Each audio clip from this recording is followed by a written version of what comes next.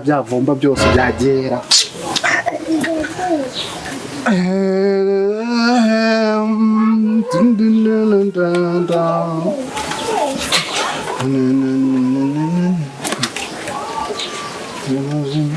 Bya byana umenya byarampinduriye izina. Byana mu birera. Kuva ikiruko kize nta na kimwe njya mbona ahangaha.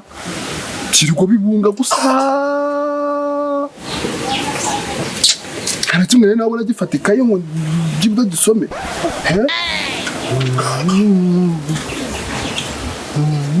Ariko shaka yi.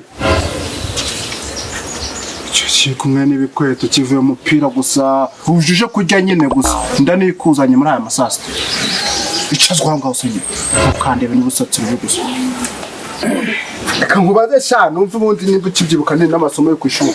Waze mu cyongereza cyangwa waze mu kinyarwanda? Papa urabizi byose njemba mbizaho wahera hose. Njemba ndi tayari. Uzi kwigira nigabo gusa. Wembaza. Ikibazo cya mbere. Iyo tutari mu gihe cya sama mu cyongereza babyita gute? Tuba turi muri sama time. No. Ariko sha n'umugabo ni hasko. Icyo byaye umundana abandi barabeshya pe. Ariko se sha none uzi ikinyarwanda neza?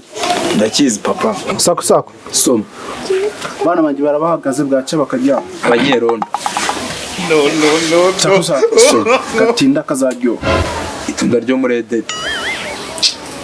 Cyakusa. Soma. Utazi ubwenge. Abona zero. No. Kosha, sakusa.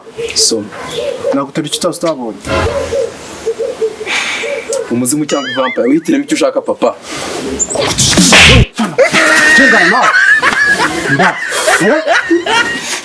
Ariko papa womoye ubusa icyambere cyo ntago birabisakuzo wambazaga nibyo muri kaminuza kandi kaminuza kuyinyishira byarakunani urumva utaranyishyure secondaire yonyine mva nani sonoro twe gusana ni wowe kavugire kubusubona namwisena kwera hano sanyine icazwa ngaho uvuye muri misegya ubwenyeza papa wafashe sakramento Hengo ashaka kuba engineer sha. Ibyo papa. Niko. Technicien na technologie. Urumva bihurira he? Technologie na technicien. Ubwire bitandukane kuri siye na roje. Murabaza mukangwaza.